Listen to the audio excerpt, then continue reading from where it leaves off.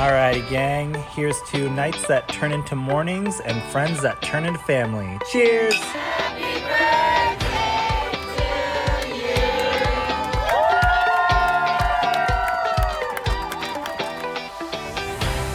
Hello. Welcome to the Friendship IRL podcast. I'm your host, Alex Alexander, and each week we explore what's working and what's not in our friendships, community, and connections.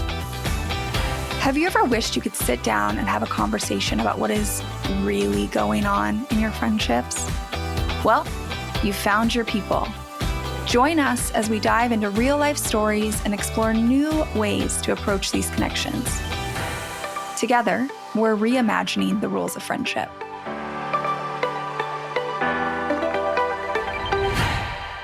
I'm about to share some friendship advice that might sound completely backwards. If you have a friend who talks about themselves 95% of the time, that doesn't automatically make them a bad friend. And calling someone you haven't spoken to in 2 years, that's not weird. That's just being human. Today, I'm talking with Jacob Marquez, also known as Jay Henry, a Seattle-based tech entrepreneur and musical artist who thinks about relationships in a way that challenge a lot of conventional friendship wisdom you've heard.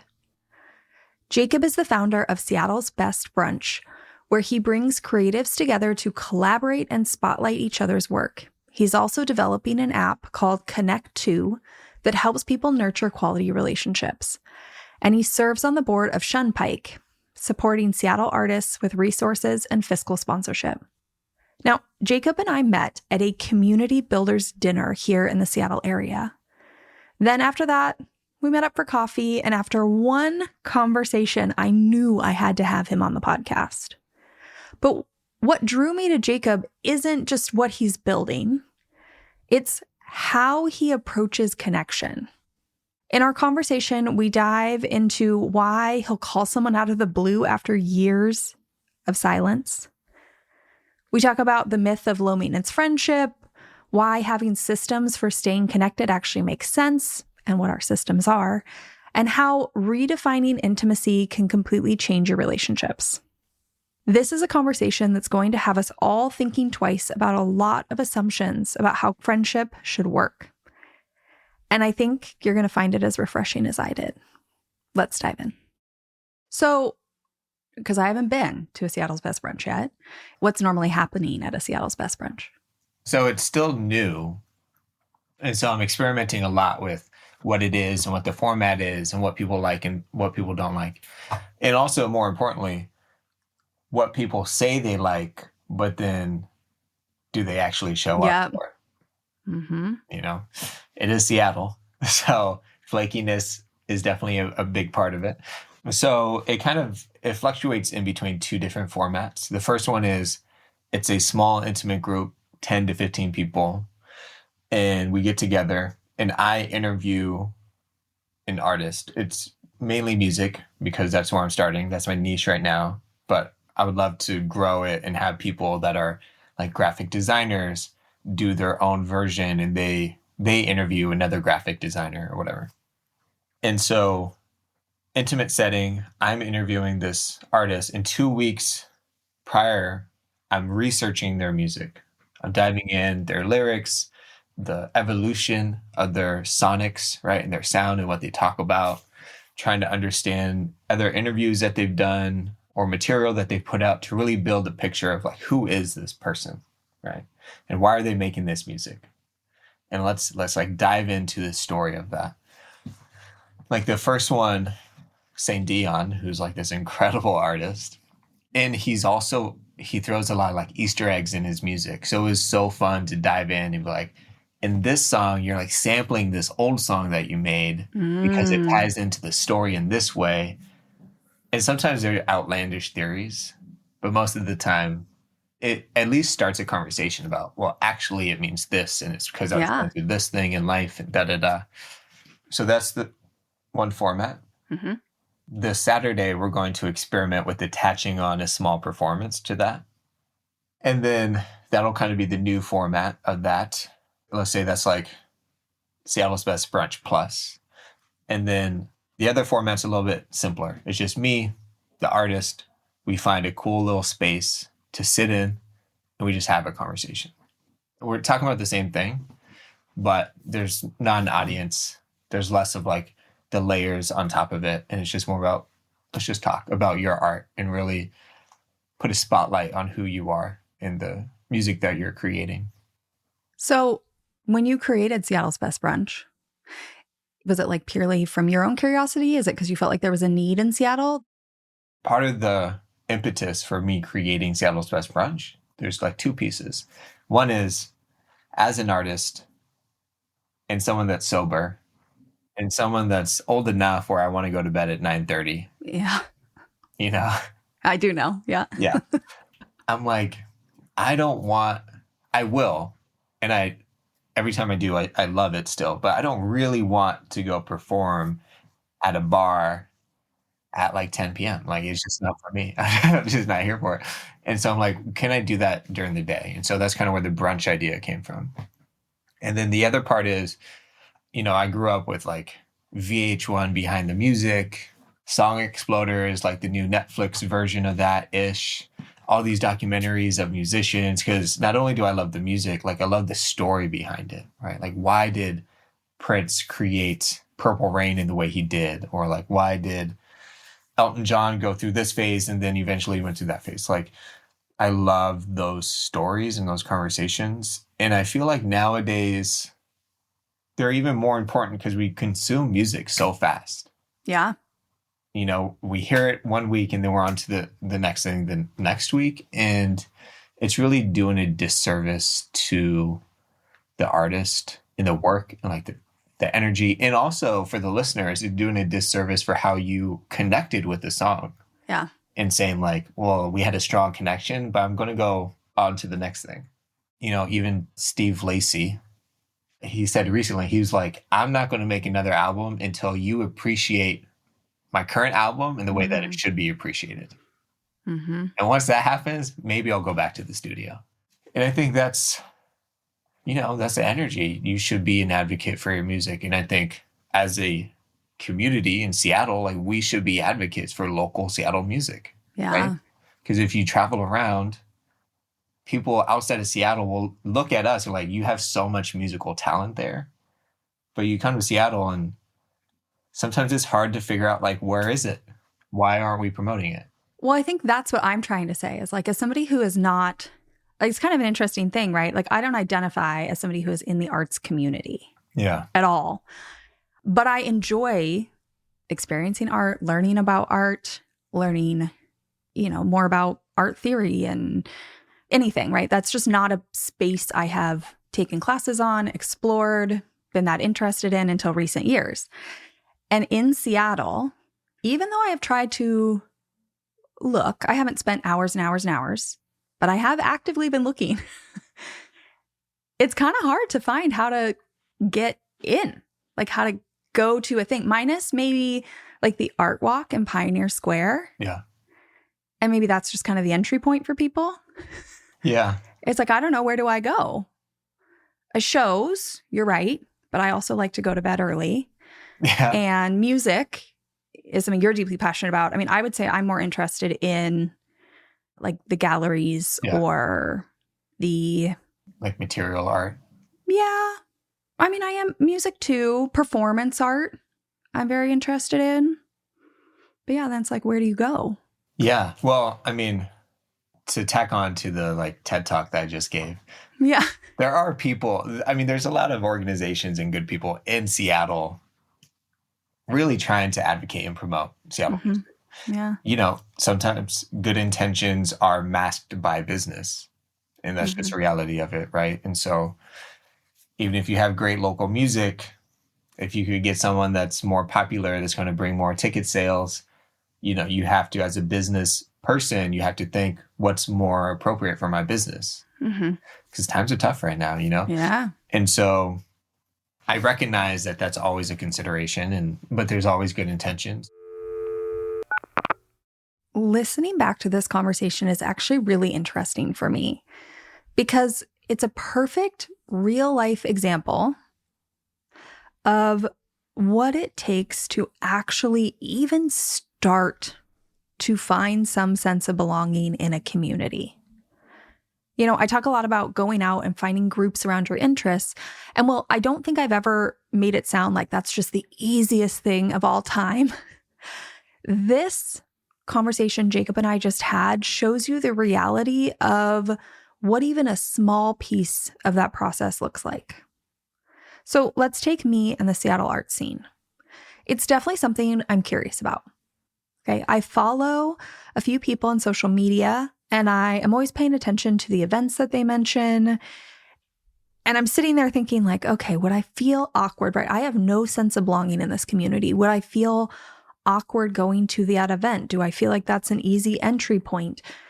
What would I talk about? Like, I'm definitely a newbie, but I'm interested, right?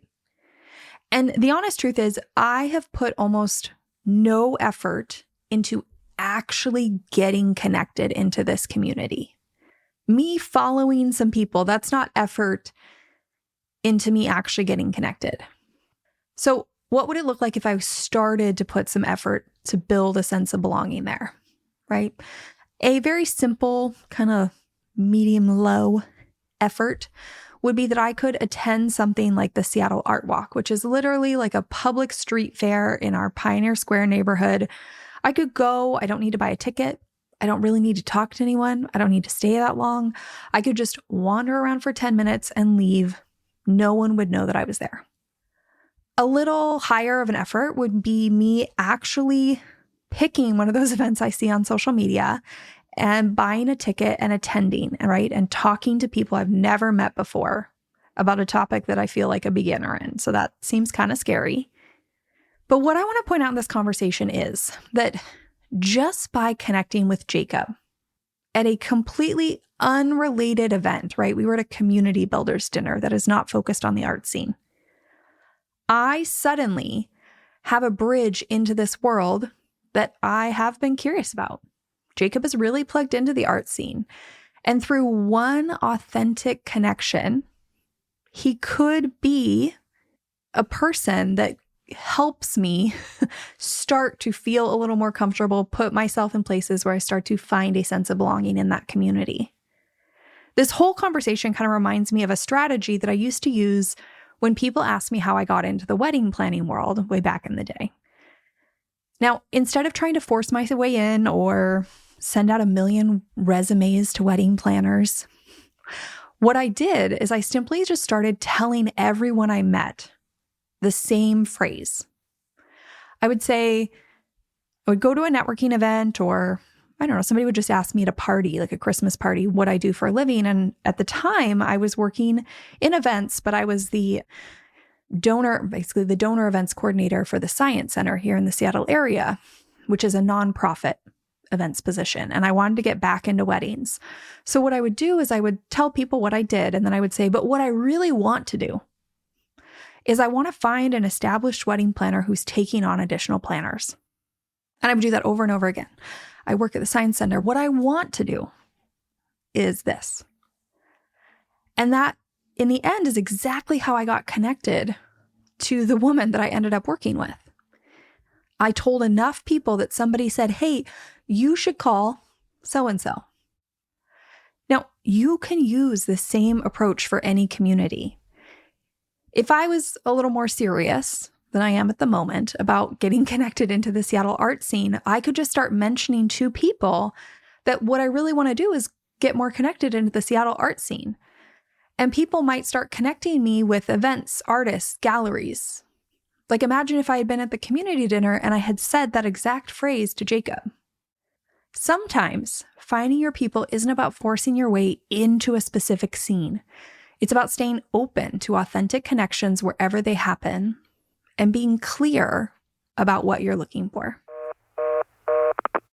So I do have a question for you. As somebody who I guess is now like leading a group, right? Trying to start a community. I think a lot of people want to do that, but it can be kind of, all right, it's like vulnerable. Will people show up? Do people like it? I mean, you're already talking about the very beginning here when people say they want something, but then do they actually get in the room for it? Like, what's it been like starting like an open to the public community group? First and foremost, it's been invigorating and very rewarding. And I've also been able to really dive into, again, great local art and artists that I've known about. And this actually brings me to a point that I wanted to make from your previous question. Artists that I have known about and just didn't take the time to go consume their art, right? And I think that's the other piece of this. As people that want to be consumers of local Seattle art, we need to put in a little bit of work, right? Because small artists, their challenge is distribution. And so, we need to be a little bit more, even speaking for myself, like I need to say, if I like that artist, I need to take some time to go listen to their music. So it's been great in that way. A big question that I always have to ask myself is, why am I doing this? Yeah, it's energy, time. Yeah. Sometimes money, but I run a pretty lean operation. And yeah, there's a lot of like cognitive energy and dissonance as well, too, right? Like, I'm creating this thing. Why aren't people showing up? Why aren't they more excited? They said they wanted this and I'm giving it to them. Why aren't they using it? Like, and I feel the same way about my music too sometimes, and other things. And the thing I come back to is that core question, like, why am I doing this? And if I'm doing it for the audience and for just the numbers game of people, then yeah, maybe I should be a little like frustrated. But then it's a challenge. Like, okay, well, I need to change my strategy. But I'm not. I'm doing it more to connect, right? And build a synergy and build a space where there's vulnerability and conversation and collaboration. And that always happens, whether it's one person, 10 or 15 people, or even more. As long as I'm building that space, I find it successful. So anyone thinking about doing the same, what's your goal? You need to figure out what your goal is. And if your goal is, I just want to get 10,000 people into a room, I would still ask you, why do you want that? If it's purely ego, you're probably in it for the wrong reason. But if it's because you want to create this frequency amongst 10,000 people, then yeah, that's dope. Let's figure out how to make that happen. I want to pause here and give Jacob and anyone who is creating, facilitating, planning, part of the planning committee for in-person events some serious kudos. As someone who was an event planner for over 10 years, I understand exactly how much work this is. It's not just vulnerable to put yourself out there and ask people to show up, whether that's a monthly art scene event, an intimate friend group movie night in your house, a popsicle hangout on your front porch, or whatever kind of event you're creating. Doing in-person events adds layers of complexity most people just don't think about if you've never done it. There's logistics, location, ticketing platform. Or if you're not selling tickets, how are you funding this? Where are people going to sit? What if it rains? What if nobody shows up? What if too many people show up? Every single time I have an offline conversation with somebody who is creating in-person events, whether that is Jacob, I talked to another events manager, events producer here in the Seattle area earlier this week. When I'm having these chats with people, the first thing I tell them is thank you. From the bottom of my heart, thank you. Because I can sit behind this microphone and have conversations all day long, but what people like Jacob are doing, creating actual spaces where humans can connect face to face, it's vital work. And it's so much work that honestly, it's part of the reason I don't do it anymore. Because I burnt out hardcore before I started this career on doing that kind of work. So if you're someone creating in-person community, whether it's a big public event or just organizing monthly hangouts with friends, please know that what you're doing matters. And it's harder than most people realize. And I hope you give yourself credit for that. Thank you so much for what you're doing. I also am curious because for you to like create this community group and, right, you're saying like take the ego out of it and it's about something bigger. That must mean that connection is just like a pretty big value in your life. Like I think you probably see that it's worthwhile. That's why you're putting all your resources, time, energy, thought, money into that. Like what other ways are community and connection, how else do they show up in your life in a big way? Are there other ways you are like prioritizing this? Yeah. So I think connection is, at the end of the day, like we only know ourselves through the people that we're connected through. There's a Blue Scholar song, which let's bring local Seattle music back. Yeah, let's do it. Blue Scholar song, dope hip hop group. They really changed my perspective on what hip hop could be. They have the songs like, we only know ourselves. The problem is I took that line and changed it slightly. So all I know is what I wrote. But anyway, we only know ourselves through the people that we cross. The joy of this format of the podcast with me popping in like this is when somebody can't remember something or we need a fact check or they're paraphrasing, I can look it up and I can tell you. So I pulled up Sagaba by the Blue Scholars and I found the exact lyrics that Jacob was mentioning. It says, eyes up to the sky, she sighs. I need nobody. True indeed, sister, but you still need everybody. Because we hardly know ourselves if we know nobody else. And only in our loneliness can home become a hell. And it took me a while to get to that point. But even if I look back, like I'm only where I'm at today through the connections that I built and the people that I came across and just had a synergy with and was just kind to and had a conversation with. And they said, hey, I have this opportunity. Here you go. Or like, I need my house painted. Would you be up for painting my house when I was in high school and I needed money for college? And so, yeah, connection's a big part of it. And other ways that I lean into that, I don't know if this was a leading question, but I'm a alley-oop it, is I'm building an app that's all around connection, one-on-one connection specifically, and really helping people lean into their good intention around being a good friend, being a good son. Like I need to call my mom more. So this app helps me do that. Remembering things, just really being great at connection. Even if, you need a little app to help you do that. That's fine. It's all about the intention in the act. I've said this a million times on here, like whether people want to admit it or not, I truly think that the people that, if you look at somebody, you think like, wow, they're really crushing it in their connections, their community, like they have some secret system they're just not telling you about. Yeah.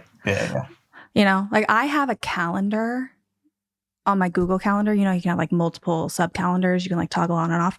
I have a calendar that's just like friends. And I will put anything on there from like Danny has an important meeting on Tuesday to so-and-so's birthday to this is the date that so-and-so, like this is the day that Kaylin leaves on her trip. This is the day her vacation ends and she shows up at a family wedding, so I can message and be like, okay, we're all in the house with the family. How we doing over there? It could be the tiniest, most inconsequential thing to a major milestone. Like that is in my calendar because otherwise I'll forget. Mm-hmm. So I think an app makes total sense. Like people just aren't talking about it, but people have systems. Yeah. A lot of people do. Yeah. I mean, I was using Notion before the app. I'm a huge Notion fan. Me too. Most people have a system. I guess I'm curious to ask you, like, is the calendar working? Are there things that you would improve about it? If you had a magic wand, like what would take it to the next level, make your life easier? Yeah. So, currently it's just one calendar. There are, I guess, like varying levels of importance. And I could probably fix this by spending the time to go in there and like add reminders for certain things that are important that I message maybe on that day. Like I cannot forget that day kind of thing. Mm-hmm. For example, let's say somebody is having a surgery. I like for sure want to make sure I message that day kind of thing. But meanwhile, if it's like maybe the big meeting, maybe that's okay if I ask a day or two later, like, oh, wasn't your meeting on Tuesday? You know, it's Thursday. Honestly, they might be busy until then. Like, that's okay. Yeah. So, and I could fix that by going in and adding reminders, but I just don't do it because currently I want it to be like the lowest lift possible, right? These things are happening in passing. And I am a person who will, like, I don't even try to be subtle about it. I will pull my phone out. Like, normally my phone's away when I hang out with friends. But if somebody tells me like an important milestone or date, I will pull it up, add my calendar, like do it, set my phone back in my purse kind of thing. What's their response to that? I feel like normally people don't care. It's pretty quick. Like, that's the point of the low lift. Like, I'm not setting reminders. I'm literally just being like, Kaylin flight. Yeah. And done. Set my phone down. Like, I think it's, 15, 20 seconds, 30 seconds. Like, it's fast.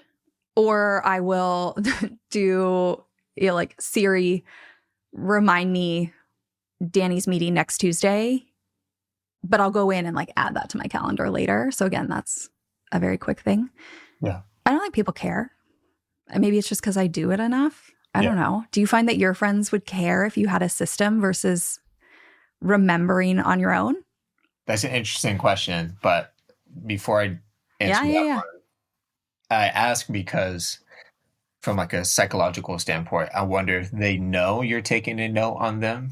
And if that, like, to me, if I saw someone pull out their phone and they're like, I want to make sure I take a note on this so I can follow up with you. We're like, oh, damn, you're so thoughtful.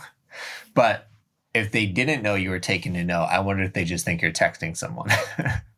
Maybe, but honestly, they probably just know that I'm a terrible texter. Oh, yeah. Like, there's no way she's texting someone. You probably do. Yeah. Like, the joke in my friends is like, I'm so present with people that nobody else is getting a hold of me. Like, I'm offline if I'm with somebody else. Yeah. So I'm also like the photographer of the friend group often. So maybe that's part of it, is I'm constantly whipping out my phone to just take a couple photos, tuck it back in my pocket kind of thing. Yeah. Like, it is in my hand, but it's like in and out very quickly kind of thing. So I don't know. That's a great question. But yeah, they've probably all waited for a text from me for a while and know that that's not what I'm doing. Yeah. Texting is actually a goal of mine, to be better about responding. Really? Timely. Oh, okay. Yeah. Yeah. Yeah. I mean, Apple really, you use iPhone, right? Yeah. Yeah.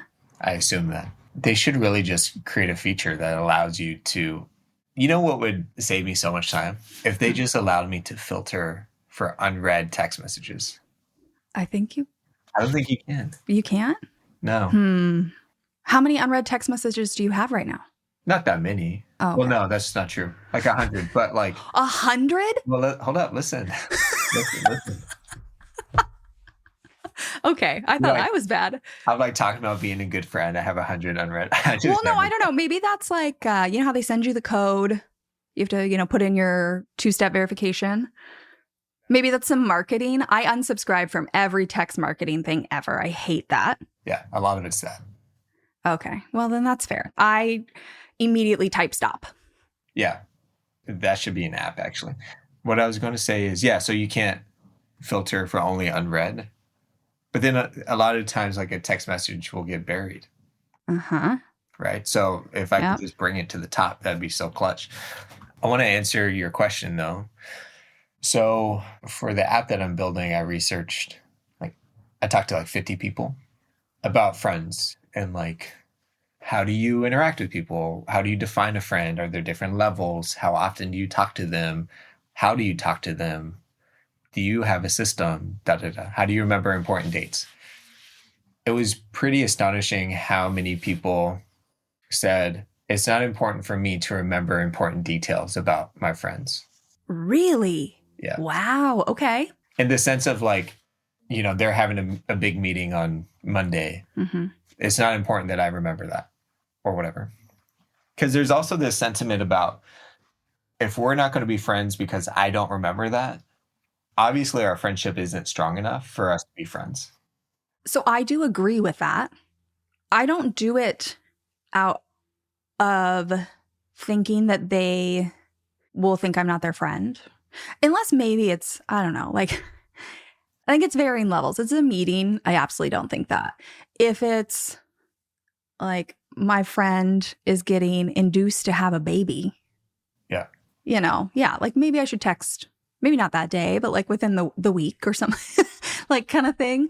If I'm not, already like linked in with their partner on, anyways, yes, like maybe a bigger milestone thing. It's not that. It's actually more that, honestly, it gives me an excuse to message them. And that's not that I need an excuse. I could just be like, how's your day? How's whatever? But for me, it's like an easy in, right? It's a quick message of just like, hey, that meeting was yesterday. How'd it go? Yeah. And I could just say like, how's your day? Maybe it just takes it to the extra level. Like that's why. Yeah. The other piece is most people need an excuse.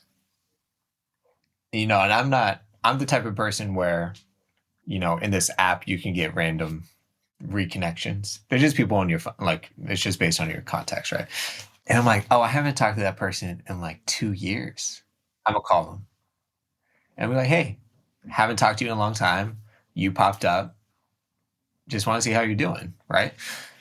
So many people are like, well, what do I talk about? Like, why would I just call them? I'm like, I don't know, because you like them. Yeah. At some point in your life, you had a connection. Okay. So this is going to blow a lot of people's minds that you just said that. You call somebody you haven't talked to in 2 years. Yeah, I have. You just call them up. You're just like, hey, how you doing? Yeah. I love it. Yeah. Yeah. Why not? Why not? Why not? Why not? I mean, that's my thing, like people overcomplicate relationships. Mm-hmm. And that was another thing, as you're talking about, like, you agree with the sentiment that if I need to remember details and we're obviously not friends. And at some level, I could get behind that sentiment. But, I'm married. I've been married for 3 years, been together for 10 years. Mm-hmm. At the end of the day, all relationships are the same to a certain degree. You have two people, sometimes more, interacting. You're creating some sort of contract, some agreement in how you interact, right? Mm-hmm. Some like expectation. With your husband or with Anyone. your friends? With anyone. Okay. Anyone. Okay. Every relationship is you're coming into a contract with someone. Mm-hmm.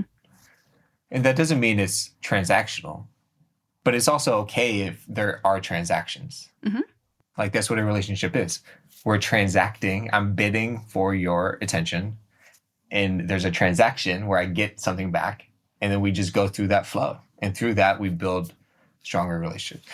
I think what I'm trying to say is like, there's a lot of people that are okay with like, this is what a relationship is. Mm-hmm.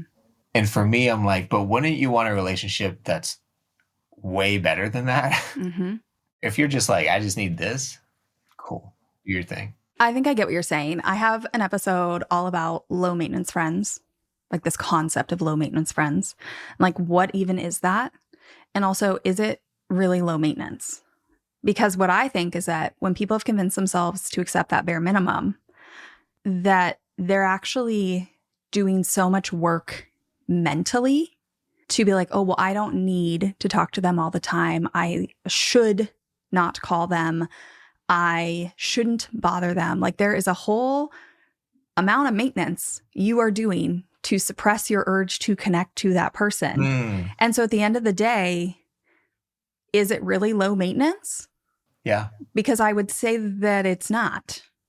It's not. And that's different than, like the ebbs and flows of a friendship where maybe you talk to someone a lot and then you talk to them a little less at a moment and then you just feel that urge to call them and you call them. Like I would say that is different than how a lot of people are doing quote unquote low maintenance friendship. Yeah. So I want to riff on that for a second. So back in the day, I Loved low maintenance friends. Loved them. And I think what this really boils down to is vulnerability and enoughness. I loved them because I had a very tumultuous relationship with my parents and people that, as I was growing up, I attached myself to feel enough. Yep. And over time, I learned like, oh, if I don't attach to someone, I don't have to go through this like potentially very vulnerable and sometimes like ego hitting experience. You know, in high school that showed up of like, I don't want to feel too needy. But all of that's rooted in enoughness. Because if I'm needy, then I'm not lovable enough. Or there's something wrong with me where because I'm like, they don't want to interact back in that way or whatever. Yeah. And I'd say I've gone through a lot of therapy. I still love my therapist. Shout out to her. If you need a therapist, hit me up and I'll connect you. I've gone through a lot of work around enoughness. And I'd say as I've felt more comfortable in my vulnerability and my enoughness, I've also felt more comfortable being like, no, that's a person that I want to build a very strong relationship with. And I'm okay putting myself out there because that's important to me. Mm-hmm. And if they don't reciprocate, that's also okay. But I think if I had to take a guess, that's probably where a lot of this comes from. Because friendships are vulnerable. Yeah, they are. Any connection is vulnerable. Yeah. I would argue on some spectrum of vulnerability. Yeah. And even the simplest connections could actually be some of your most vulnerable. Like this one. Yeah. Yeah. Like we're sharing this conversation right now. First of all, thank you for sharing. I appreciate that. You and I could go on and on about tumultuous childhoods, it sounds like, for a really long time. Also, shout out to my therapist, the many hours we had spent together. But what I love about what you were saying is that I think so often people, right, when we talk about connection or relationship, so often people are focused on the other person, right? Do they like me? Am I enough for them? Like, what are they thinking? What are they doing? And what I love about what you're saying is like, you have decided that you would like to pursue a connection with this person. That's what you want. Now, they could decide something different. That's fine. But you're going to make your effort and your energy to try and do it. And maybe it'll work out. Maybe it won't. But at the end of the day, you did what you wanted, which was to pursue that connection. Mm-hmm.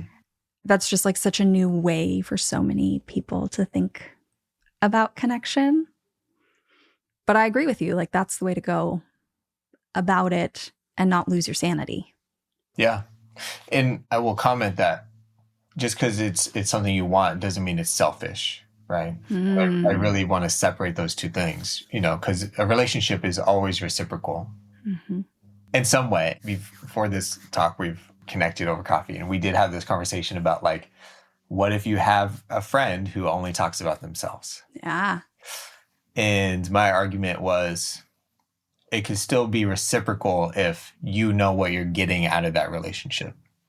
And I have plenty of friends where we're super close and I hang out with them regularly, but I know that when I hang out with them, 95% of it is going to be talking about them. And that's fine because I enjoy their stories, or I just like them as a person, or maybe they are a really great friend in another way. And I'm like, it's worth it for me to sit here and listen to them. And I love listening to people too and asking questions. So it comes back to kind of where we started this. Like, what are you in the relationship for? And then also just knowing that's enough and you're enough, and just go do it. There's going to be so many things in this podcast episode that people are going to be like, wait, what? Because I agree with you. Like so for everybody that is, I guess, not up on this, you and I met like 6 weeks ago, a month ago, at like a community event. At the end, we were like, hey, let's grab coffee. We had kind of a similar conversation to this. And now people are getting to listen in on our second hangout. Mm-hmm. And you had mentioned this, you know, even if you don't feel, or even if that person, like 95% of the conversation is about them, you still go. And I, at coffee, was like, okay, wait, because I agree with you. But it's not very often I find someone, right? That is not the like societal message that is out there. The message is if they don't give you something back or they don't give, 50, 30, whatever percent of the time to you, people must have a number. Yeah. Where it's like, oh, that passed the threshold. I don't know. Something for people to think about, like, do you have a number? Because I'm with you. Like, I will go and hang out with people that I enjoy, even if I know that very little of it's going to be about me. And not every friendship is like that. But some are, and I know that. And I know also what I enjoy, like you were saying, about that person. Like, here's an example for people that are really confused. That friend, let's say they really talk about themselves all the time, but maybe they are my most spontaneous friend. Mm-hmm. And that's what I get out of it. That's what I love about it, is that they push me to be more spontaneous, which is something I often like crave. And I know that if we're together, I have no idea where the night is about to go in the best way possible.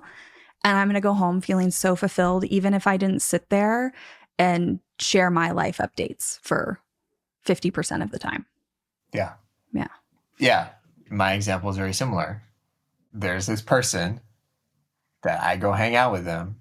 They generally only talk about themselves. They'll ask me a question, but they'll find a way to bring it back to them. Mm-hmm. But I know if stuff hits the fan, they're a ride or die. They're like, I got your back. Mm-hmm. Who do you need? Who do I need to call? And sometimes I'm like, I got to chill them out because I'm like, yeah, it's not that serious. But Esther Perel, who I also love, has a very similar conversation around intimate relationships. Now, arguably, most relationships are intimate. It's very varying magnitudes as to which they're intimate. But she's like, this notion that your partner has to be everything for you is so whack and toxic, and often leads to very strenuous relationships that break, because it's like a high bar that, one, most people can't achieve, and two, like, you actually don't even want your partner to achieve that, because there's so much more value in you saying, my partner gives me all these things, and then I go hang out with the homies to get the other things. Yeah. And it's so much more fulfilling. And friends are the same way, right? Like, you can hang out with these friends to get satiated in this way, and then come hang out with these friends. And sometimes they come together. Mm-hmm. And this notion that, like, if your friend doesn't meet this checklist is wild to me. I mean, it's very, again, it's very akin to dating nowadays, where there's some checklist. And if they don't meet it, you just like run through a bunch of people. That's hard to reach and obtain. And you're just going to be stuck in dating world for a long time. Yeah. I also, every time I think about exactly what we were talking about, this idea of kind of like spreading it out, right? You need more people than just your partner or your best friend. Like, there's the singular person that appears in friendship too. Mm-hmm. And I always think to myself, like, do I want to be that person? Like, the person that is expecting that of their partner, do they want to do and be all the things? Like, so much pressure. So much. I can't imagine living under the weight of that. And then what happens when somebody changes or grows or shifts or becomes, right, has a new interest, a new passion, a new identity. And now suddenly, example would be, let's say, right, I've been talking about how I want to get more into the Seattle art scene. And I'm sure my husband would like maybe go to a show or two, but I don't think he's going to get as deep into it as I am. Similarly, that man goes and sees, speaking of art, he sees like 60 plus movies in theaters. He sees every movie that's like up for a nomination, even at like the small festivals. It's like a whole thing. He loves, like, that's his thing. Uh-huh. I don't want to go see those movies. Yeah. Give me the blockbusters and the rom-coms, and I'm out on 90% of the rest of it. Yeah. And so if the expectation is that he wants somebody to experience that with, and when he started seeing movies, similar to me going maybe to art shows, and he has to figure, like, We aren't into that. And when we met 15 and a half years ago, like he wasn't that into movies and I wasn't that into art. Like we didn't agree on that when we got, Yeah. when we got married 8 years ago. Like we've grown and changed. Yeah. So then I think that just adds so much pressure to that person. Same with like quote unquote best friends. I don't really love the term best friend, but if you're expecting that your best friend is going to absolutely get every part of you as life changes and you develop new phases and new interests, and like that's impossible. Mm-hmm. And it would be impossible for me to do that. That's my take. People are crazy that expect that. Yeah. There's high expectations. And like, I don't think anybody would want to have to do that themselves. No. Like you would buckle under the pressure. Oh, yeah. If I had to go to every one of my husband's like tennis practices, we'd probably get divorced. Yeah. That's not how I'm trying to spend my time. Yeah, no, it's not my thing. And so go find your people who support you in that area, who have that same interest, who can lean in, who can, have 2-hour-long conversations about the newest Seattle musicians with you. Yeah. Like, I want that for you. Thanks. And I actually, sorry, this is not a tangent, but a side thing. I said this I was on somebody else's podcast. Nice. And I said this thing that as, you say something sometimes you're like, oh, that was really good. I don't know where that came from. It was this. Like we think of intimacy as this idea of, say you and I have been best friends for a long time, even though we're only 2 hangouts in. And we think of intimacy as like, I can do all the things for you. I can have all your same interests. I can adjust with your life, yada, yada, yada. Like the number of things we overlap on, I guess.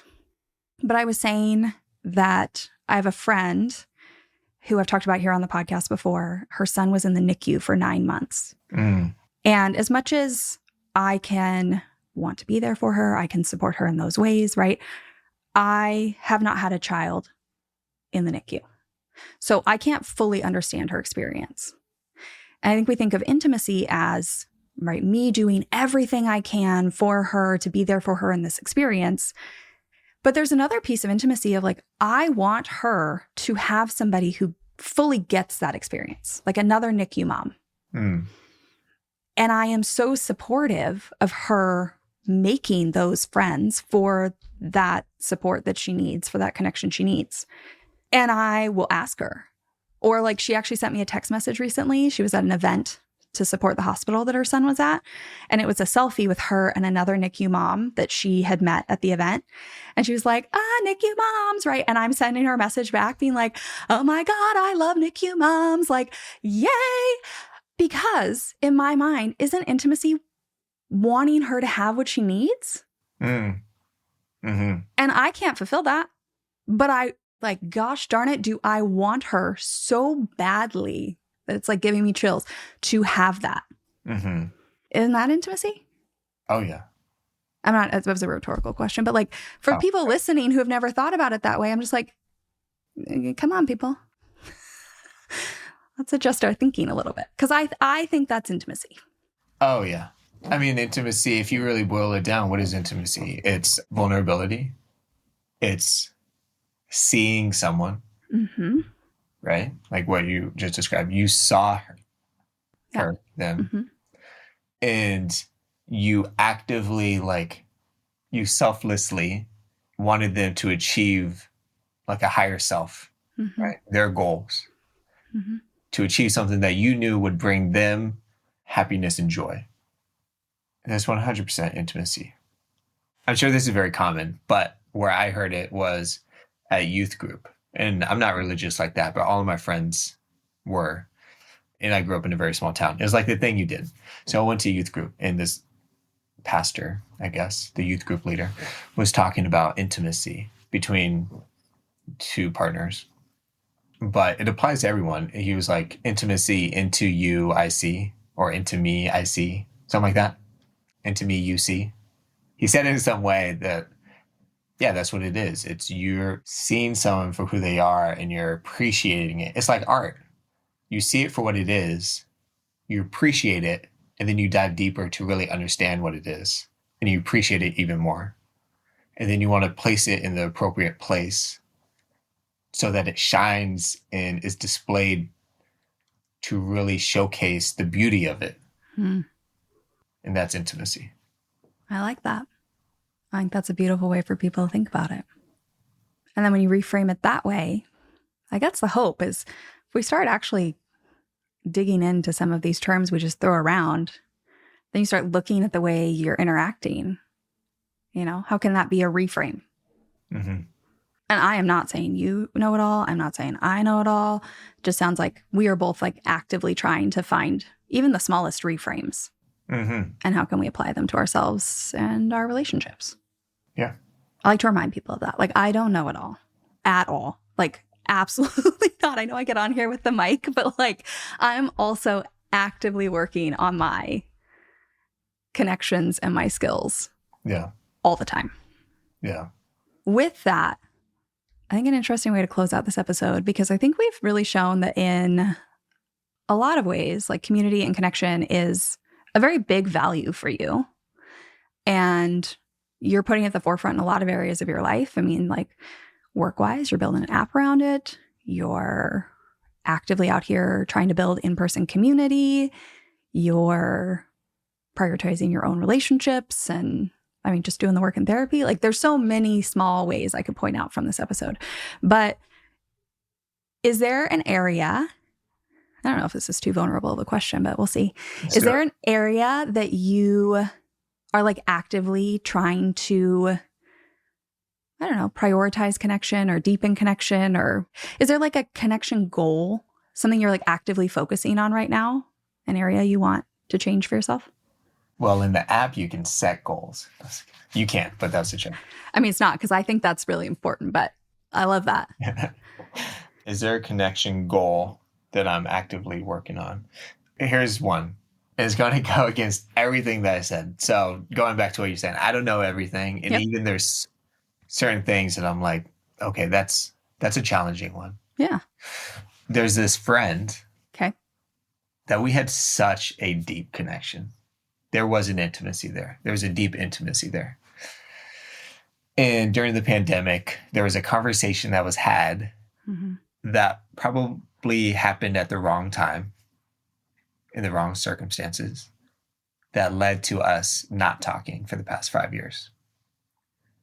And it's a connection that I am actively working towards taking the vulnerable step of calling them.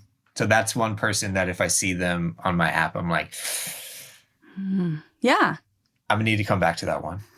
Yeah. So you're trying to work up to hitting the call button. Hitting the call button. Yeah. Wow. There's no way you're alone in that experience. And honestly, like I can think of a person that if that name, like I would have the same goal. Not because of some blow up fight, just, yeah, like a drift over time, life changes, things like that. Yeah. But I do miss them. But it just feels like a lot of time has passed. A lot of things have happened. And I feel like in my mind, it's like, where do I start? Where do we even start?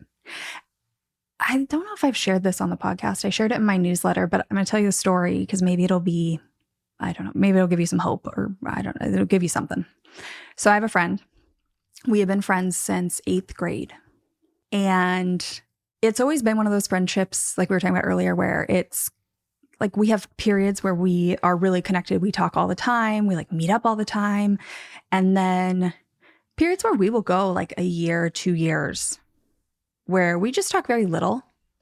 And then something changes, right? There's a move or a life shift or something happens and we kind of have this like up and down. It's been that way since 8th grade. Long time. And she got married like 3 years ago, maybe. And we were talking, we were chatting, like life was good. But her wedding was kind of last minute. Just like a small wedding. They did like a small family friends wedding and I was invited, but I had another friend getting married across the country that I had known about getting married for like a year. Like we had booked our tickets like a year ago. And it was just some random friend. Like my husband was the best man in that wedding, right? So now I have like 2 very close friends getting married on the same day across the country, except that I've known about one wedding for like a year and this other wedding, I think was like a couple months before. Mm-hmm. And I already felt terrible about having to tell her, like, hey, I already have tickets across the country.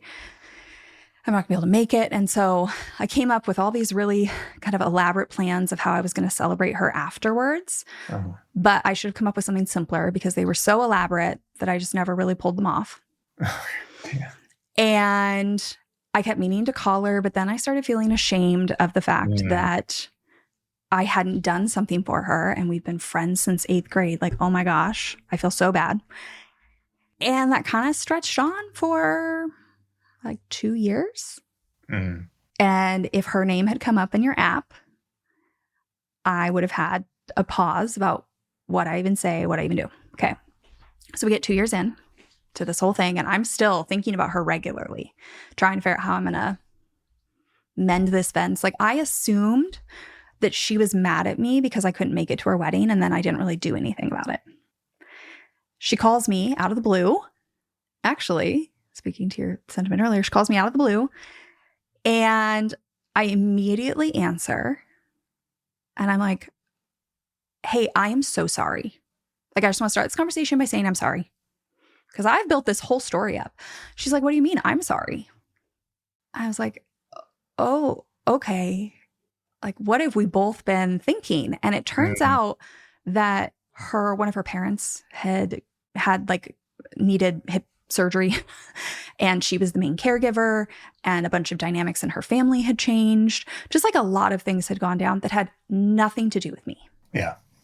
Nothing to do with me. And so she felt bad because she thought that she had just ignored me while she dealt with her family stuff. And I felt bad because I thought she was mad at me because I couldn't make it to her wedding and I hadn't done anything about it. And we just spent 2 years like that. I know, it's wild. Isn't that crazy? Narratives. We just get so in our head about what might happen.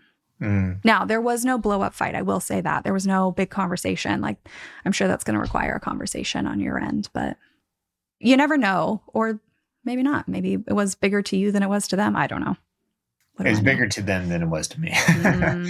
But then again, that's a narrative I'm telling myself. I don't actually know because we haven't talked in 5 years. Are you talking to your friend? Yeah. I just went and saw her and snuggled her new baby a few weeks ago. And just hung out at her house. I'm not to say that, well, actually, like after that conversation, I feel like things have just kind of dropped back into their old normal. You know, she's one of those friends where I can go hang out with her and it's kind of like no time has passed, even though, you know, I'm in her house with her baby and her husband and like we're not in 8th grade. Like time has definitely passed. Circumstances are definitely different, but yeah, we can just kind of like pick up. We haven't had to have a ton of other big conversations about what happened, but man, I really got my own way for 2 years. Yeah. So just gotta make the call. Yeah. Well, now that I told that long story after I said we got to wrap up the episode, I just want to, sometimes that happens. It's a good conversation. I just want to thank you for coming on and chatting and honestly for all your vulnerability.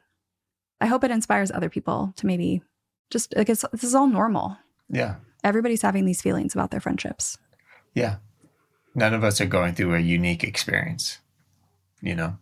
So let's talk about it. Yeah. All right. Well, thanks, Jacob. Thank you. We all know I love a conversation like this one, where we're getting into the nitty gritty of how we're all connecting. And you find me saying, sorry, you did what?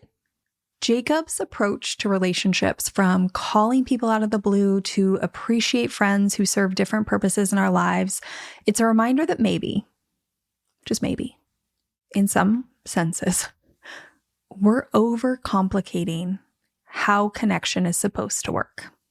Let's all think about that in our day-to-day lives, myself included.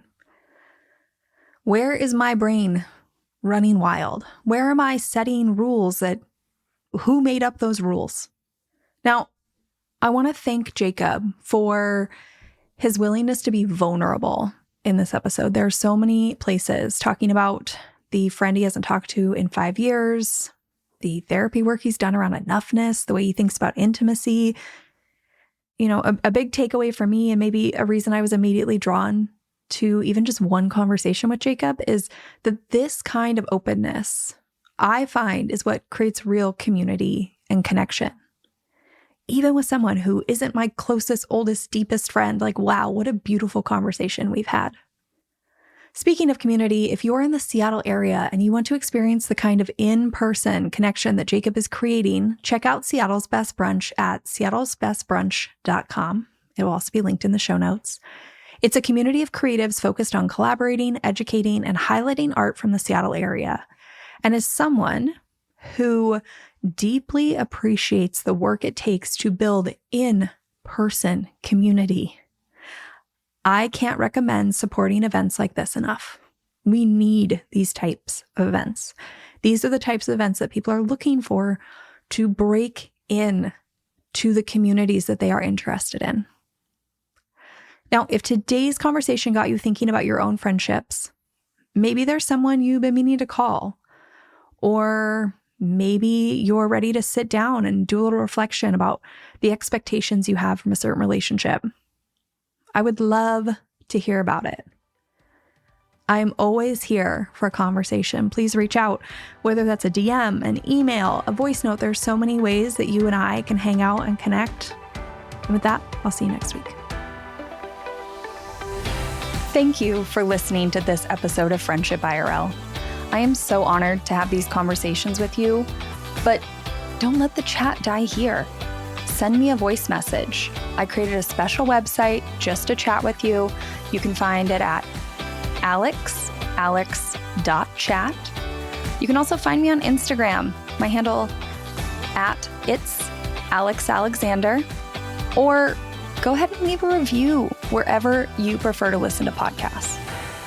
Now, if you want to take this conversation a step further, send this episode to a friend. Tell them you found it interesting, and use what we just talked about as a conversation starter the next time you and your friend hang out. No need for a teary goodbye. I'll be back with a new episode next week.